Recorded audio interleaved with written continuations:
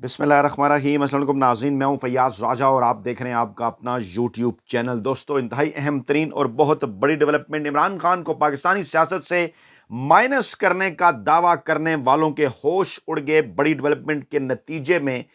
पहले इमरान खान और फिर IMF का कर्जा, सूरत हाल मुकम्मल तौर पर तब्दील। IMF के मुतालबे ने पाकिस्तान की नाम नहाद जमहूरी हुकूमत के होश उड़ा दिए। एक ऐसी हुकूमत जो कि धांधली के जरिए वजूद में आई, क्यों कर IMF के इन मुतालबात का सामना कर सकती है। अहम तरीन मामले पर अमरीका ने भी पाकिस्तानी इस्टेब्लिशमेंट को पैगाम पहुंचा दिया। अमरीकी कांग्रेस कमेटी के अंदर डोनाल्ड लू की तलबी, पाकिस्तानी इलेक्शन के ऊपर बातचीत, किस तरफ का इशारा है? क्या इमरान खान को माइनस करने का दावा करने वाले पाकिस्तान के अंदर इमरान खान के बगैर किसी किस्म की कोई हुकूमत चला सकते हैं? अहम तरीन तफसीलात रखेंगे आपके सामने। सबसे पहले असद कैसर साहब का एक बयान, एक स्टेटमेंट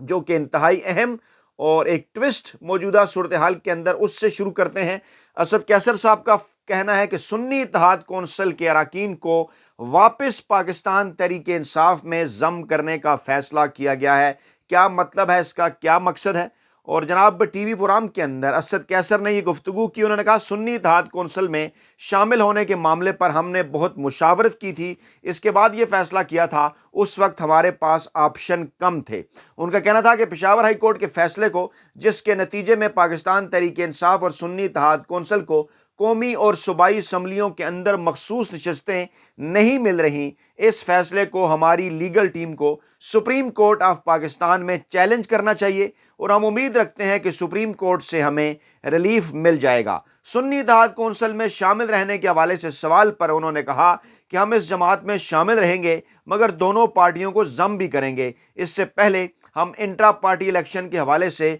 इलेक्शन कमीशन जाएंगे। असद कैसर ने बताया कि हमें इलेक्शन कमीशन से कोई उम्मीद नहीं है कि वो कोई इंसाफ करेगा, लेकिन इसके बावजूद हम तमाम तर आइनी और कानूनी ऑप्शन इस्तेमाल करेंगे इससे पहले कि हम अपना आखिरी सियासी कार्ड खेलें। वो आखिरी सियासी कार्ड क्या होगा, आगे चलकर आपको बताते हैं। उनका कहना था कि अगर इलेक्शन कमीशन से हमें बल्ले का निशान वापस मिल जाता है तो दोनों जमातों को आपस में जम कर देंगे। इस हवाले से लीगल टीम हमें बताएगी, ऐवान में सिर्फ और सिर्फ तहरीके इंसाफ ही रहेगी। एक और अहम तरीन और बड़ा दावा किया असद कैसर ने। उन्होंने कहा कि 5 से 6 माह में यह हुकूमत तब्दील हो जाएगी। इस वक्त जो मुआशी हालत है, ये जाली हुकूमत उसे नहीं समझ सकती। ये अपनी ताकत से गिरेंगे, इनमें ना सलाहियत है और ना ही अहलियत, ये खुद भागेंगे। उनका कहना था कि इन पर इतना दबाव आएगा कि ये जो मैंडेट चोर हैं वो सब भागेंगे। एक नई हुकूमत बनेगी जो सही मानों में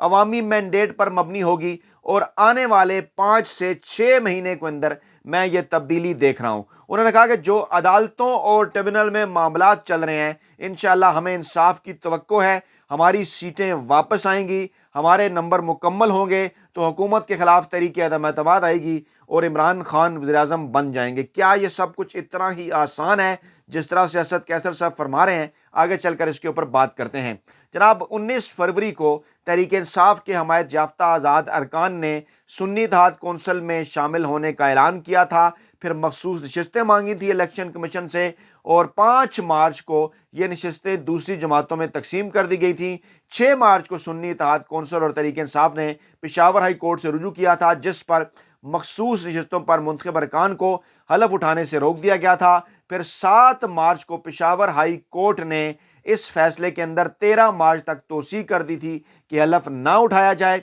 उसके बाद फिर कल 5 रुकनी लार्जर बेंच ने मुतफिका तौर पर सुन्नी इत्तेहाद कौंसिल की ये दरख्वास्त जो है ये मुस्तरद कर दी थी, जिसके बाद एक नई सूरत हाल जो है वो इस वक्त इस्लामाबाद के अंदर और पाकिस्तान के अंदर हो गई है पैदा। इसी दौरान जनाब अमरीका से खबर आती है जनाब के डोनाल्ड लो की कांग्रेस में बतौर गवाह तलबी। क्यों, कौन है इसके पीछे? धमकियों को संजीदगी से लेते हैं, कौन कह रहा है? तफसीलात कुछ यूं है। अमरीकी वजारत खारजा के तर्जमान मैथ्यू मिलर ने सफारतकार डोनाल्ड लू पर पाकिस्तान में तहरीक इंसाफ की हुकूमत गिराने के इल्ज़ामात की तरदीद की है, लेकिन इस तरदीद के अंदर किस हद तक जान है? महकमा खारजा की प्रेस ब्रीफिंग के दौरान डोनाल्ड लू को पाकिस्तान तहरीक इंसाफ के अरकान की जानिब से ये कहा गया कि जनाब धमकी आमेज पैगामात भेजे गए। उन्होंने कहा कि हम अमरीकी अहदेदारों की کو ملنے والی دھمکیوں کو سنجیدگی سے لیتے ہیں اور ہم اس کی مذمت کرتے ہیں۔ جناب اس سے پہلے ہوا کچھ یوں تھا کہ امریکی محکمہ خارجہ کے بیورو برائے وسطی ایشیا سے منسلک assistant secretary of state Donald Lu پر یہ الزام آیا تھا، اور عمران خان نے کہا تھا کہ اس حوالے سے پاکستان تحریک انصاف کے پاس، عمران خان کے پاس ثبوت بھی ہیں۔ اسد مجید سے انہوں نے ملاقات کی تھی اور کہا تھا کہ اگر عمران خان کے خلاف تحریک عدم اعتماد ناکام ہوئی تو سخت صورتحال کا سامنا کرنا پڑ سکتا ہے۔ اس اہم ترین معاملے کے اوپر پاکستان میں انتخابات، جمہوریت کے مستقبل اور پاکستان اور امریکہ کے درمیان تعلقات کے موضوع پر امریکی کانگریس کے ایوان نمائندگان کی کمیٹی برائے خارجہ امور کی ایک ذیلی کمیٹی 20 مارچ کو سماعت کرنے جا رہی ہے۔ یہ معاملہ انتہائی اہم ہے، اس معاملے کو دیکھنا اور سمجھنا ہوگا، کیونکہ اب سے تھوڑی دیر پہلے اس قسم کی اطلاعات ہیں کہ ڈونلڈ لو نے شہباز شریف سے ملاقات کی ہے۔ پاکستان میں امریکی سفیر ڈونلڈ لو نے پاک امریکہ تعلقات کے حوالے سے بات چیت ہوئی ہے، لیکن دوسری جانب اس کمیٹی میں ڈونلڈ لو کو بطور گواہ بلایا گیا ہے، جو پاکستان میں انتخابات کے حوالے سے امریکی محکمہ خارجہ کو رائے دیں گے اور متعلقہ یہ جو کمیٹی ہے اس کے ارکان کے سوالوں کے جواب بھی دیں گے۔ سماعت کے لیے مختلف شخصیات کو بلایا جاتا ہے، لیکن اس مرتبہ ڈونلڈ لو کو بلایا گیا ہے، اور یہ کہا جا رہا ہے کہ پریس بریفنگ کے دوران میتھیو ملر سے یہ پوچھا بھی گیا کہ یہ جو حقائق ہیں یہ آگے چل کر پاکستان اور امریکہ کے تعلقات پر کس قسم کے جو اثرات ہیں وہ مرتب کریں گے۔ اب اس حوالے سے صورتحال بڑی واضح ہے۔ پاکستان کے اندر عمران خان کی آئینی اور قانونی حکومت کو غیر آئینی اور غیر قانونی طریقے سے گرایا گیا۔ جناب جو ہے وہ یہ کردار تھا ڈونلڈ لو کا، اور اب سے پہلے جو ہے وہ تھوڑی دیر پہلے جو ہے وہ ڈونلڈ بلوم جو امریکی سفیر ہیں اسلام آباد کے اندر، ان کی ملاقات بھی ہوئی ہے شہباز شریف سے۔ ان تمام تر معاملات کو جوڑ کر دیکھا جانا چاہیے، اور اس کے ساتھ ساتھ ذرائع کا یہ دعویٰ ہے کہ پاکستانی اسٹیبلشمنٹ کو ایک پیغام بھی بھجوایا گیا ہے امریکہ کی جانب سے، اور پوچھا گیا ہے کہ اس وقت عمران خان کا، پاکستان تحریک انصاف کا پاکستان کے اندر کیا سٹیٹس ہے۔ جس قسم کے معاملات ہیں جو کہ سامنے آ رہے ہیں پوری دنیا اور پاکستان کے اندر، پاکستانی میڈیا، پوری دنیا کا میڈیا پاکستان میں ہونے والے الیکشن کے اوپر جو ہے وہ سوالات بھی اٹھا رہا ہے، اس حوالے سے سٹیٹس بھی پوچھا گیا ہے، اور یہ بھی کہا جا رہا ہے کہ خاص طور پر امریکی کانگریس کے اندر اس معاملے کے آنے کے بعد، کیونکہ امریکہ کے اندر بھی مختلف رائے، اور خاص طور پر ایک ایسے موقع کے اوپر کہ جب آئی ایم ایف کا وفد پاکستان کے دورے پر ہے، مطالبات کیے جا رہے ہیں آئی ایم ایف کی جانب سے، اخبارات کے اندر عمران خان کے خلاف، پاکستان تحریک انصاف کے خلاف ایک جو ہے وہ کہا جانا چاہیے کہ ایک مذموم پروپیگنڈا بھی چل رہا ہے، لیکن اس کے باوجود تمام تر وہ لوگ جو کسی زمانے میں پاکستانی اسٹیبلشمنٹ کے بڑے قریب سمجھے جاتے تھے، اب ان کی جانب سے بھی سوالات اٹھائے جا رہے ہیں، جیسے کہ وہ مشہور لال بالوں والے صحافی الطاف قریشی صاحب جو ہمیشہ سے پاکستانی اسٹیبلشمنٹ اور نواز شریف کے ساتھ الائن رہے، ان کی جانب سے آج ان کے کالم کا ایک اقتباس میں رکھنا چاہ رہا ہوں جناب آپ کے سامنے، اور وہ اقتباس کیا ہے ذرا غور سے سنیے۔ اور کہہ رہے ہیں جناب،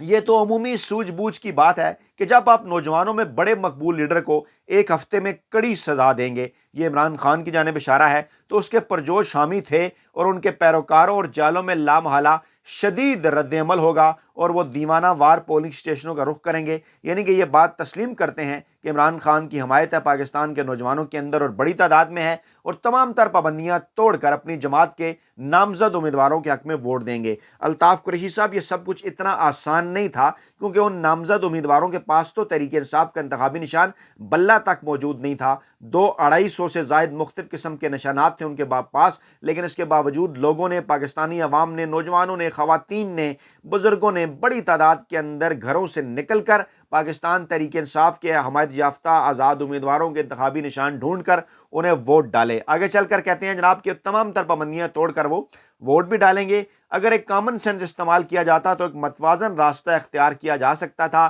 اسی طرح یہ بھی کامن سینس کی بات ہے کہ سیاست طاقت کے ذریعے دفن نہیں کی جا سکتی۔ جی آخر کار انہیں اس بات کا احساس ہو گیا، یقینی طور پر، کیونکہ اسٹیبلشمنٹ کے قریب ہے، یہ ان کا تعلق بھی ہے، تو اسٹیبلشمنٹ کے ایک حلقے کی یہ رائے بھی ہو سکتی ہے جو یہ فرما رہے ہیں کہ سیاست طاقت کے ذریعے دفن نہیں کی جا سکتی، مگر اعلیٰ دماغ دور کی کوڑی لا رہے ہیں اور سیاسی درجہ حرارت کو بڑھائے جا رہے ہیں۔ 9 مئی کے حوالے سے حالیہ دنوں میں کور کمانڈر کانفرنس کی طرف سے جو اعلامیہ جاری کیا گیا اس کی عمران خان نے حمایت کی ہے اور 9 مئی کے مجرموں کو عبرتناک سزائیں دینے کا مطالبہ کیا ہے۔ اس موقع پر مفاہمت میں ڈھالنے کے لیے کامن سینس سے جو ہے وہ کام لینے کی اشد ضرورت ہے۔ اس وقت درست اقدام نتیجہ خیز ثابت ہوتا ہے، مگر نہا خانوں میں تیار کیے گئے ABC پلان اکثر بگاڑ پیدا کرتے ہیں۔ کامن سینس کہتی ہے کہ اسٹیبلشمنٹ نے نگران حکومت کے 5 وزراء کو منتخب کابینہ کے اندر شامل کر کے اچھا پیغام نہیں دیا۔ اب اس کا کیا مطلب ہے؟ بات واضح ہوگی، اسی جملے کے اوپر غور کریں۔ اسٹیبلشمنٹ نے نگران حکومت کے 5 وزراء کو منتخب کابینہ میں شامل کر کے اچھا پیغام نہیں دیا، یعنی وہ مان رہے ہیں اسٹیبلشمنٹ کے خود ساختہ ترجمان الطاف قریشی صاحب کہ اس وقت جو پاکستان کے اندر حکومت بنی ہے یہ اصل میں اسی PDM حکومت کی، اسی نگران حکومت کی ایکسٹینشن ہے۔ اور اگر دیکھا جائے تو عمران خان کی حکومت 10 اپریل 2022 کو گرائے جانے کے بعد گزشتہ تقریباً 2 برسوں کے دوران اس تک پاکستان کے اندر جو بھی حکومتیں آئیں عمران خان کی حکومت جانے کے بعد وہ اسٹیبلشمنٹ کی حکومت تھی، چاہے وہ PDM 1 کی صورت میں ہو، وہ اسٹیبلشمنٹ کی حکومت تھی، چاہے وہ نگران سیٹ اپ کی صورت میں ہو، وہ اسٹیبلشمنٹ کی حکومت تھی، چاہے وہ PDM 2 کی صورت میں ہو۔ اور وہ کہہ رہے ہیں خود ساختہ ترجمان اسٹیبلشمنٹ کے کہ 5 وزراء کو منتخب کابینہ میں شامل کر کے، یعنی نگران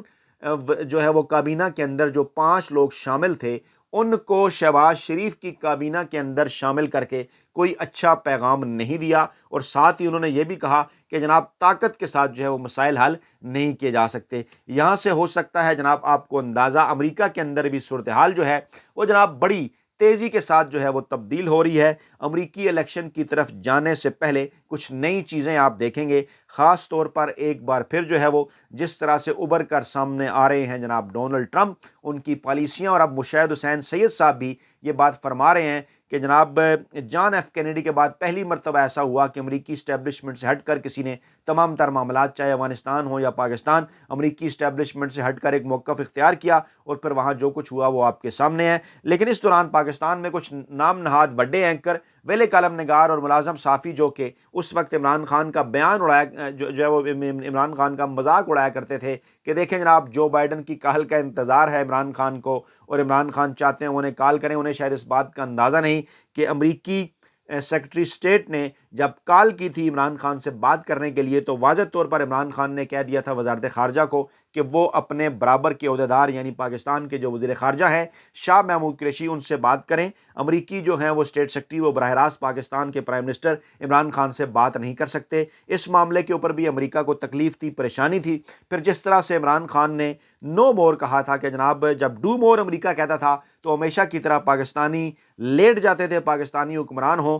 یا اسٹیبلشمنٹ ہو۔ جنرل مشرف کے دور میں آپ نے دیکھا کس طرح سے ایک ٹیلی فون کال پر لیٹ جایا کرتے تھے، تو عمران خان نے جب کہا کہ پاکستان کے اندر کوئی امریکی اڈے نہیں، بالکل نہیں، جب انہوں نے کہہ دیا تھا کہ ایسا ممکن ہی نہیں ہے، مشہور زمانہ ان کا جملہ، اور اس کے بعد پھر یہ جو حالات آپ کے سامنے آئے اس کے اندر یقینی طور پر پاکستان کے اندر ایک روایتی میڈیا، روایتی بیوروکریسی، روایتی مافیا، روایتی ہینڈلر، صورتکار، عدلیہ، اسٹیبلشمنٹ، ان تمام طرح کا کردار تھا۔ اب موجودہ صورتحال کے اندر جو ایک حکومت بنا کر ہائبرڈ قسم کی نون لیگ کے شہباز شریف کے حوالے کی گئی ہے، ذرائع کا دعویٰ ہے کہ میجر اس کے اندر وہ جو کہتے ہیں نا کہ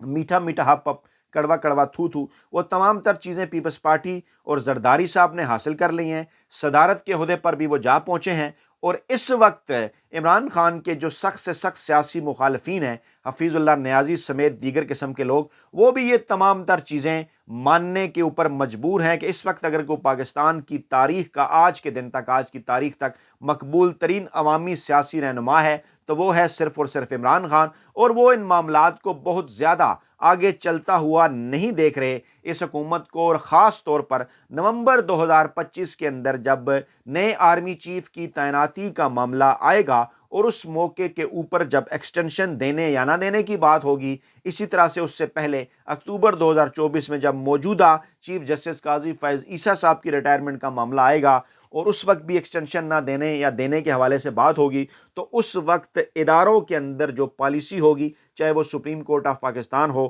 چاہے وہ پاکستانی اسٹیبلشمنٹ ہو، وہ بڑی قابل غور ہوگی، کیونکہ اپنے ارد گرد جو چیف جسٹس صاحبان ہیں، ان کے جو برادر جج صاحبان ہیں، اسی طرح جو موجودہ آرمی چیف ہیں ان کے جو برادر جرنیل ہیں، دیکھنا یہ ہوگا کہ یہ جو معاملات چلتے ہوئے آ رہے ہیں پاکستان کی مقبول ترین سیاسی جماعت عمران خان کے خلاف، کیا یہ اسی طرح سے چل پائیں گے یا نہیں، یہ ایک بڑا اہم نقطہ ہوگا۔ اور اس دوران یہ کہا جانا کہ عمران خان کو ٹائٹ کیا جائے گا، عمران خان کے اوپر دباؤ بڑھایا جائے گا، یہ ساری چیزیں مکمل طور پر ناکام رہیں گی۔ عمران خان کے مخالف نجم سیٹھی بھی یہ بول چکے کہ عمران خان کو ٹائٹ نہیں کیا جا سکتا۔ اگر یہ سمجھتے ہیں کہ یہ عمران خان کو گرا لیں گے تو ان کے لیے عمران خان کو گرانا ممکن نہیں۔ دوسری طرف امریکہ میں IMF دفتر کے باہر مظاہرے ہو رہے ہیں، پاکستان تحریک انصاف ہے، عام عوام ہے، کہا جا رہا ہے کہ جناب دھاندلی زدہ حکومت، ان کو کڑی شرائط جناب ان کے اوپر لگائی جائیں، پہلے دھاندلی کی تحقیقات کرائی جائیں۔